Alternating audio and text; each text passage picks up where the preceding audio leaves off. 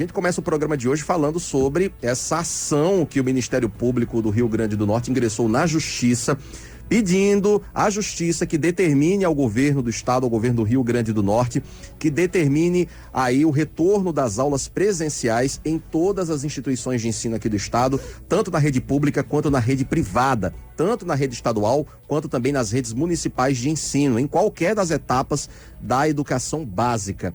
Essa ação do Ministério Público pede à Justiça que o governo do estado seja obrigado a permitir esse retorno, mesmo que de forma híbrida, ou seja, parte dos estudantes voltando às aulas presenciais na sala de aula, nas escolas, e parte ainda permanecendo em casa com o ensino remoto. E também o Ministério Público pede à Justiça que os pais tenham essa possibilidade de escolher se vão mandar o filho para a escola ou se eles vão permanecer em casa assistindo às aulas remotas. Hoje, aqui no estado, as aulas só estão liberadas na rede privada e apenas até o 5º ano do ensino fundamental. Isso desde ontem, quando entrou em vigor o novo decreto do governo do estado com as medidas de isolamento para conter o avanço da Covid-19. Acima do 5º ano e na rede pública, de um modo geral, as aulas seguem suspensas aqui no Rio Grande do Norte. Essa ação do Ministério Público foi protocolada ontem e é também aí solicitado uma liminar já urgente para que o estado permita a volta às aulas presenciais. Cristiano Medeiros, Max Fonseca, queria ouvir a opinião de vocês sobre essa ação do Ministério Público, uma ação que vai aí ao encontro do que foi orientado inclusive pelo LAIS, o Laboratório de Inovação Tecnológica em Saúde. Na semana passada, o LAIS emitiu uma recomendação para que o governo do estado começasse a pensar com urgência, a firmar um protocolo para que esse retorno às aulas presenciais aconteça aqui no estado. A gente lembra que as aulas na rede pública estão suspensas há mais de um ano. Cristiano Medeiros.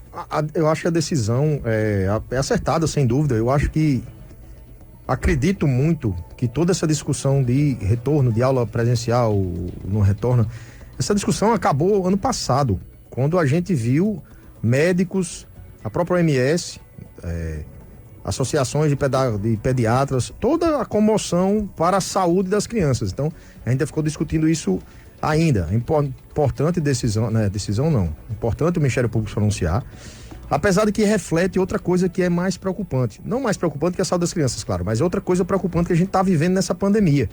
Diante de toda essa ginástica jurídica entre decretos, Constituição, ações, é mais uma provocação para que o judiciário entre na função do executivo, né? A gente tá dos dois lados, a gente tem visto muito isso. Isso é preocupante, a gente não tem segurança jurídica, a gente tem o fato de ter eleito, não concordo com nada do executivo, né? A gente tem o fato de ter eleito do executivo estadual, do municipal com esses erros de decreto, mas é atribuição deles, né? A gente tem que entrar de outra forma, né? Talvez não juridicamente, mas eles têm que permitir, porque deveriam estar se propondo a fazer a coisa certa. E o próprio judiciário já decidiu, né, Max? O próprio Supremo Tribunal Federal já decidiu que os estados e os municípios têm essa prerrogativa, têm essa autonomia para decidir quais medidas são mais eficazes para conter o avanço da pandemia, claro que amparados em pareceres aí de cientistas. Tanto o município de Natal quanto o governo do estado tem o seu próprio comitê científico que fazem as recomendações que acham mais pertinentes de acordo com a realidade sanitária. Quando o Ministério Público vem e pede a intervenção da Justiça, vai até de encontro, né, ao que foi determinado anteriormente pela própria Justiça. Até nessa incoerência aí. Eu acho que uma coisa que eu tenho visto, eu tenho acompanhado bastante esse tema aí. É um tema, né, que me atrai muito, questão da educação.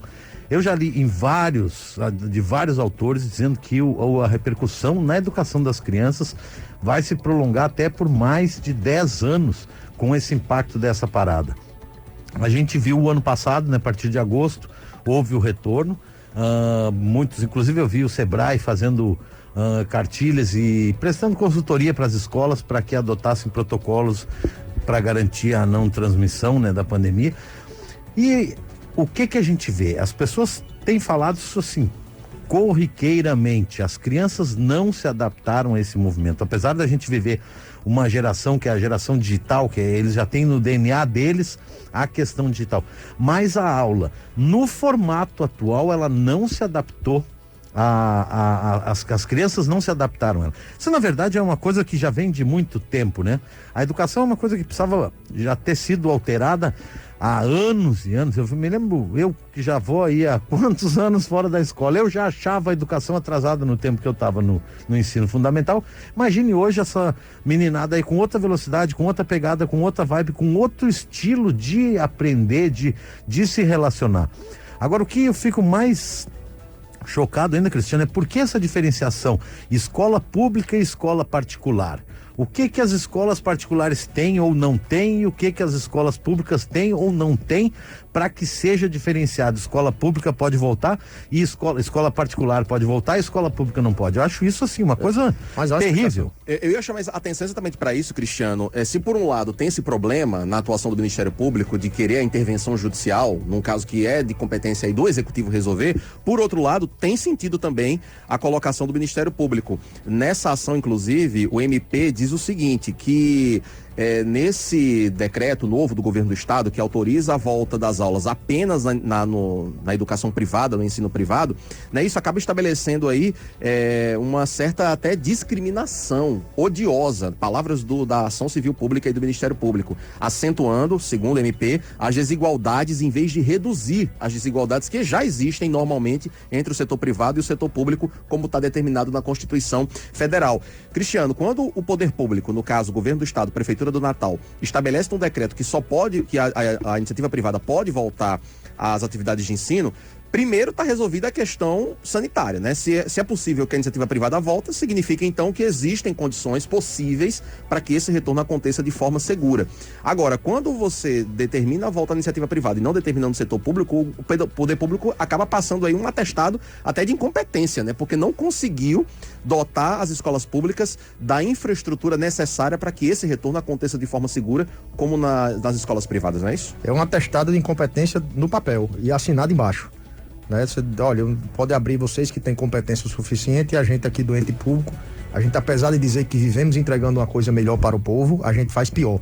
Então é a prova aí documentada de que a iniciativa privada é muito mais competente que o ente público, sempre vai ser, porque por conta de vários fatores, principalmente porque não está comprometido com satisfação do cliente. O ente público não está comprometido com satisfação do cliente. Satisfação do ente público, quando ele fornece um serviço, a preocupação dele é o voto, não é se o cliente está satisfeito com o serviço ou não. Aí vai mudar da época se foi eleição ou não. Aí que eu já vou começar a discordar aqui, Cristiano. Max, é bem verdade que a realidade no setor público é bem diferente, não apenas por essa questão, Cristiano, a gente pode até falar de competência ou incompetência de determinado gestor ou não, mas a rede pública é muito mais grandiosa também, existe toda a legislação para se cumprir, não dá para você chegar rapidamente e comprar equipamentos, né? Você tem que respeitar prazo de licitação, de tudo mais. Você só está atestando por que eles são incompetentes. Porém, se por um lado existe isso, por outro, né, Max, também teve muito tempo para que o setor público pudesse planejar esse retorno às aulas. A gente já está com 1 ano e 1 mês, praticamente, de aulas suspensas, e a gente não vê realmente as escolas públicas dotadas de infraestrutura para esse retorno, como reconhece o próprio ente público quando diz que só pode voltar no setor privado, né? Esse aí é o início da conversa do Cristiano ali, que ele diz, é um atestado de incompetência escrito e registrado, inconteste isso. O que eu só ia contestar com relação a ele é que tu tá te baseando no exemplo negativo para transformar isso na realidade. Entende? Por exemplo, se a gente for para o nível superior, é incomparável. A escola de nível superior pública brasileira, a privada não chega perto, com raríssimas exceções. Então, seria uma realidade. Mas exatamente o mais oposto. Opinião do que o fato, não. E a gente tem umas questões. Mas está atestado, inclusive, mas exames, né? Mas a gente tem, porque é o seguinte, a faculdade gratuita atrai os mais competentes.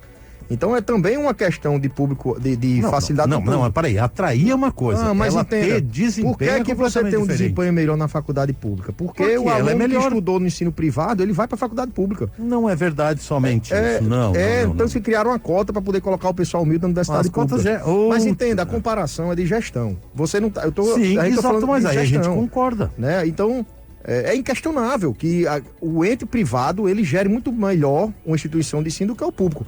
Aí se no público você vai para superior e tá melhor, quem sabe não tá também no aluno, né? Que o aluno veio de um Aí tu tendo tá uma querendo... base melhor. Não. Mas é uma discussão, Max, essa discussão é importante, mas ela tem vários pontos de vista que tem sua coerência em si. O que eu tô querendo dizer é gestão. Né? A gente comprovadamente está comprovado, inclusive na pública também, se as instituições privadas estão conseguindo fazer aula na pandemia, que as públicas estão com mais dificuldade, apesar de que, como você está tratando com um público mais adulto e mais familiarizado com tecnologia de aula, né, a diferença fica menor. Me dá um exemplo aí de um laboratório privado brasileiro que tenha desenvolvido a vacina para o coronavírus. Mas aí você tem quase que um monopólio estatal, então, né? São duas inclusive perguntas uma que concorrência desleal. Todas as duas não houve resposta dentro dessa Mas os tua caras linha. não vão vir, porque não é concorrência desleal. Não há interesse em colocar um laboratório privado se você tem um público com derramando dinheiro lá. Cris e Max, eu queria só colocar um outro ingrediente nessa discussão. Se por um lado a gente também tem problemas de gestão, eu acho que isso é indubitável aqui, é inquestionável. Por outro, também a gente tem uma dificuldade na própria realidade dos estudantes. Por mais que a escola esteja estruturada, digamos que as escolas públicas conseguissem fazer essa estruturação, existe um limite também para que o ensino chegue com qualidade aos estudantes, porque muitas vezes em casa o estudante não tem internet, não tem os meios de ter acesso ao ensino remoto. Então, essa estruturação da rede pública ela é importante, ela é necessária para esse retorno acontecer, para que os estudantes consigam ter acesso à educação, mas esbarra também em outros problemas estruturais e de falta de estrutura para que o estudante consiga voltar às aulas. E a gente fala muito do exemplo da iniciativa privada aqui, das escolas privadas que retornaram com certo sucesso, né? A gente não tem registros de muitos casos de Covid entre os estudantes das escolas privadas, mas também a gente tem que analisar outras situações que estão em volta de tudo isso.